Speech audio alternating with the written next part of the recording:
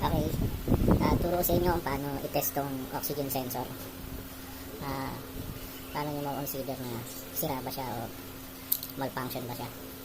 Ngayon tayo, mag-start muna tayo sa color code ng wiring niya. Paano nyo i-test. Ito yung dalawang white na yan. Yan ang supply niya ng 12 volts. 12 volts ground, 12 volts positive.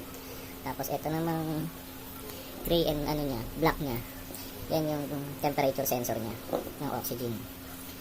Ayan, gray and black. Ito rin itong sensor na to. Same lang din yan. Color code niya is dalawang white, isang gray, isang black. Ganun lang din ang supply niya. Babago-bago lang dito sa mga outlet niya. Ngayon, test natin. Tapos start muna tayo.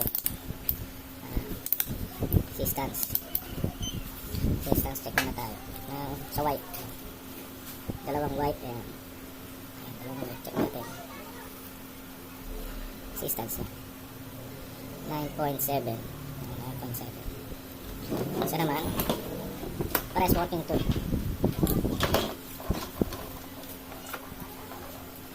Test natin.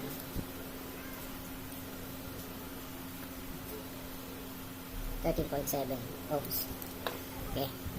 Ayan, test muna natin itong supply natin siya ng voltage. Tapos tingnan natin na kung umiinit ba siya. Ito temperature ko yan sa multimeter. Tapos meron ako dito 12 volt supply. Supply ko lang ito.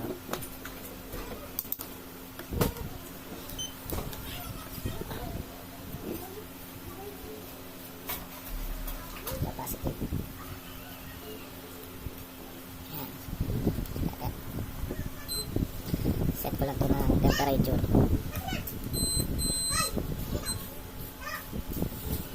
Ayan.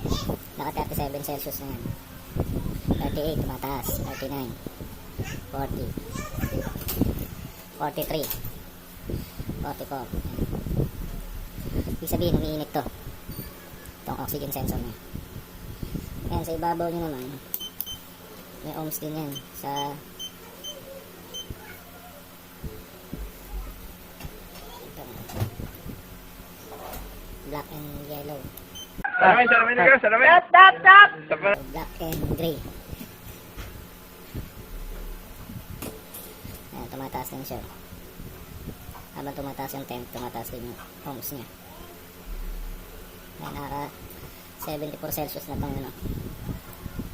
76, mainit na siya.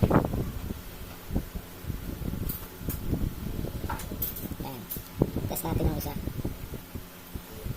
Ayan, pag binunot ko, tingnan natin kung lalamig ba siya. Ayan, bumababa na siya. 77 Celsius. Ayan, check naman natin itong isa. 67 Celsius na. At naman check natin itong isang to. Umiinit pa ba siya? Ayan, 35 Celsius. Supply natin ulit ng 12 volts. Yung white.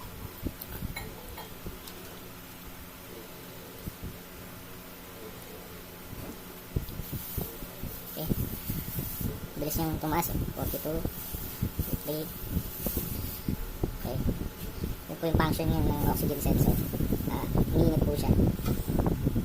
Yung black and gray niyan, ang supply niyan is 5 volts galing computer yan. Umiinit yan.